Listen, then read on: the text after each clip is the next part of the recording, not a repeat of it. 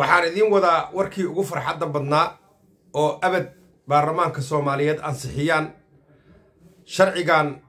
waa sharcigii ugu muhiimsanaa oo baarlamaan Soomaaliyeed la hor keeno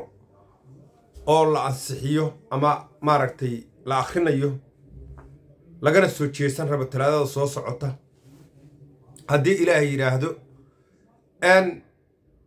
sharcigan waa argagixis la dagaalanka baarlamaankii 3 baarlamaan oo baarlamaankan ku jira ayuu soo maray uu iska dhex ooli jiray faylkiisu cid walba waa cabsanaysay qolal la shaqeysana way diidaneed qolyooyin hoos kala shaqeeyana waa la diidanayeen in la ansixiyo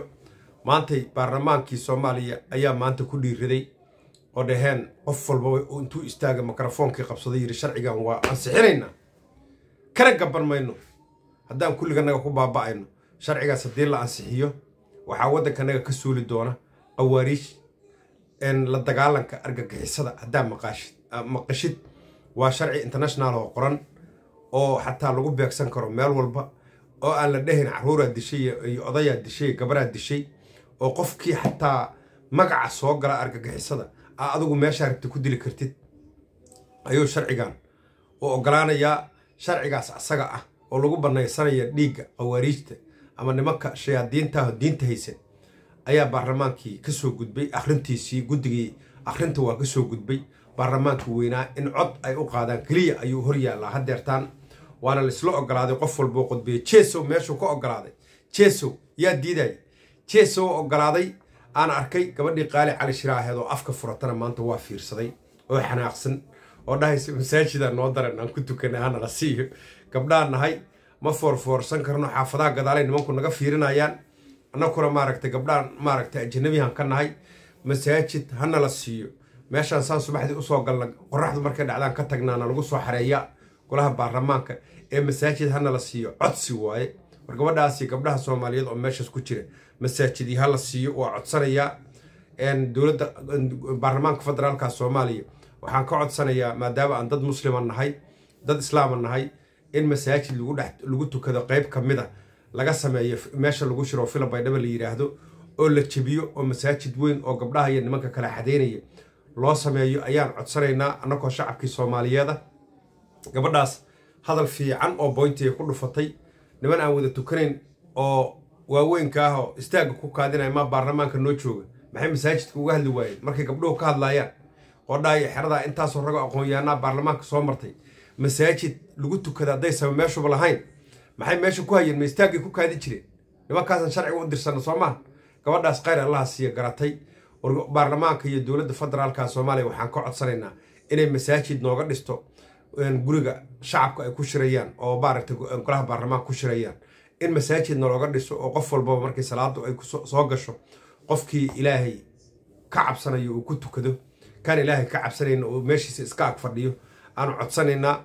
baarlamaanka masaajid ha loo dhiso inta salaada tukanaysa intaan tukanayn ayadana waa lagu baran doonaa kursigu isaga fadhin doonaa insha Allah tacaala laakiin gabadhaas hadal pointiyo sax oo culimada laga rabay inay tiraahdo ayay maanta ka hadashay oo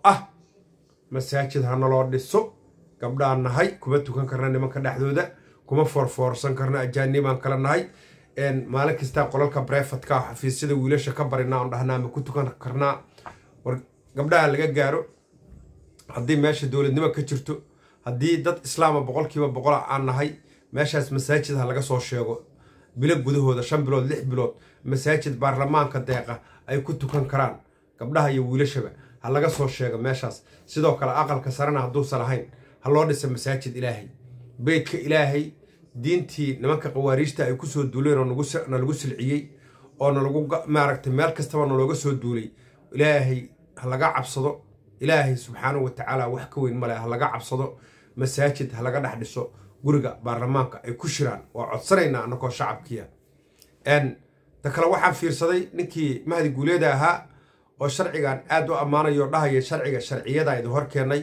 adduunka maanta qarniga aan ku jirno waxay isku raaceen waxa kaliya la dagaalaya argagixisada inay tahay maantana nasiiba leenahay sharciga argagixisada la dagaalankeedii aan hor yaalla waana soo akhrinay sharcigan 59 qodob uu ka kooban yahay 59 kaas qodob waxaan codsanayaa in la ii soo diro aniga xil guntada aan akhriyo qaabka argagixisada loola dagaalayo sababtoo dagaalkeedan ku jira inaan bini aadamka ku xadgudbana ma rabo hameen kastana nimanka waa ka hadlaa PDF hal igu soo dira sharcigaas waa codsanaya raggii dhageysan jiray sharciga nisa hadda ka hor codsaday rag baa ii soo diray oo PDF igu soo diray waana ka mahad celinayaa sharciga cusbaayo nisaan codsaday waa la ii soo diray waa wada akhriyay kana waxaan codsanayaa in la ii soo diro oo aan isha wada mariyo wada akhriyo 59 qodob kulli ma yara laakiin waan isku dayayaa inaan dhamaystiro oo aan akhriyo kulligiis sharciga la dagaalanka argagixisada Mahdi Guuleed aad iyo aad u amaanay maalinba maaragtay markii maalin laga xanaajiyo oo nin baarlamaan ku jira uu ka xanaajiyo maalin waa daran meel fiican ka keenaya baraha bulshada say u hadlaanay barteena isri nimankan tan kale labaad waxa soo wacay ayaantaan oo dhan soo wacayay rag badan oo maaragtay beelaha wiye u dhashay sida gaal jecel iyo baad cadda iyo cimaamada idin soo siinaya video gooniyana waa idin soo duubaya cimaamad anoo wataan soo galaya caaw